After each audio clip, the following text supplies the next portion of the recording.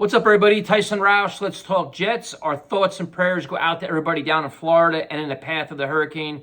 Some of the videos we're seeing now are absolutely heartbreaking and disturbing, so we'll be sure to help promote anything we can in terms of direct relief. Before we get into the game, obviously there's a lot of talk about Jeff Ulbricht's comments yesterday about Quinnen Williams. I think they were partially taken out of context, but when the Jets are playing this kind of football, they're 1-2, and everybody's just unhappy. The media is going to take advantage of any little thing they can to create, commotion.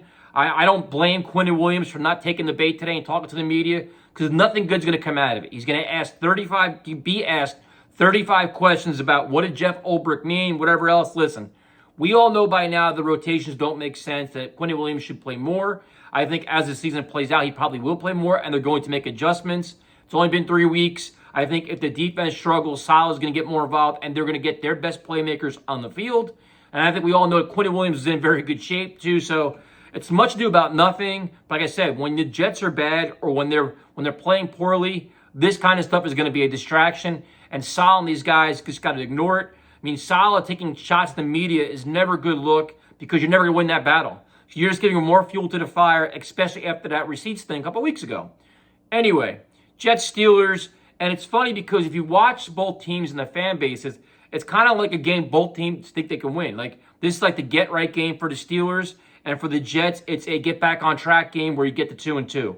So from a Steelers perspective, it's really interesting because, I have a lot of respect for Mike Tomlin. I think he's a very good coach. And they're coming off a Thursday night game. So they have extended time to prepare, which is not a good thing for the Jets. It's a home game for the Steelers. Probably going to be a rowdy crowd, which can be advantage as well. So you look at the matchups. So on offense, the Jets getting back Zach Wilson, I think, is a good thing. Much needed. Hopefully gives them a spark. Much more athletic, can roll out, can take shots downfield. But it's going to come down to the offensive line. And to be honest, I think the Jets are going to try to run the football, especially knowing the Steelers have been struggling against the run. Now, I think the Steelers are going to show a lot of different looks the Jets haven't seen. Zach Wilson hasn't seen.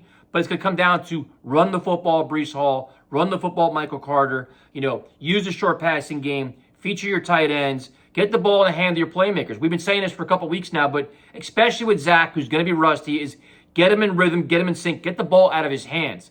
Now, there's matchups you may want to take advantage of. The Steelers secondary is kind of banged up a little bit. Maybe you can take advantage of Arthur Millette, use Elijah Moore out of slot more, try to find matchups for Garrett Wilson.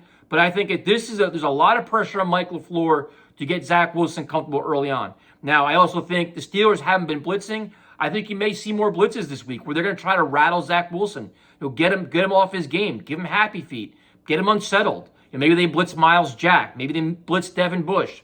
I don't know. I just think that you're going to see a lot of different looks with a 3-4 defense that's going to make it very challenging for Zach Wilson, and they've got to find ways to adjust. Obviously, Connor McDermott against, Alex Highsmith is going to be a challenge because McDermott, I don't think, is very good. So that's your left tackle. To the Jets, you can't leave him on an island. So you got to give him help. Was it a tight end? Is it a running back? How do you do that? Then on the other side with Max Mitchell, he's going to be challenged too.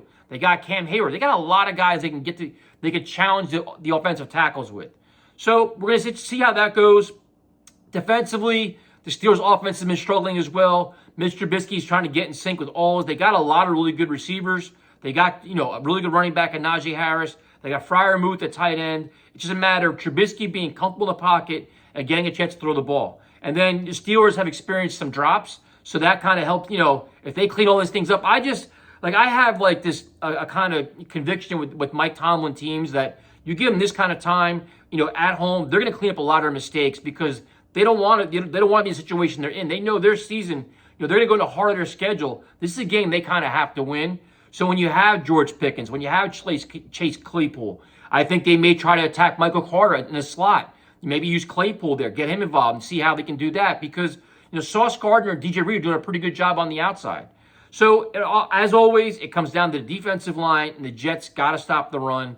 It's something that, this comes down to Quinnen Williams, John Franklin Myers, Sheldon Rankins. And then if you can do that, then it's get after the quarterback. Mitch Trubisky he can move him around a little bit, but this defense has got to step it up, man.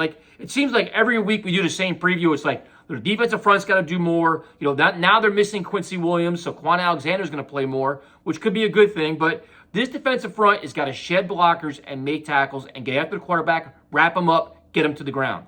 Like, make this game physical, make this game ugly. You know, the last thing you want is, you know, for our defense to be on the field for friggin', you know, 35, 38, 40 minutes, and the offense is doing 3 and outs.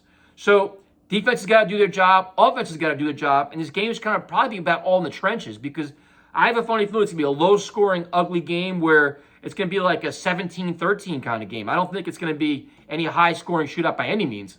So in terms of a score prediction, man, I'd like to take the Jets here. I really would, but I think you're asking a lot when you have, you know, an offensive line that's completely revamped, Zach Wilson coming back on the road against a team that's desperate for a win, hostile crowd, with an extended break where they're coming off a Thursday night game. So I'm going to say 17-13 Steelers just based on that. And I hope to be wrong, as always. I think I've been pretty much wrong every week. I think I've only gotten one right so far, so don't bet based on me.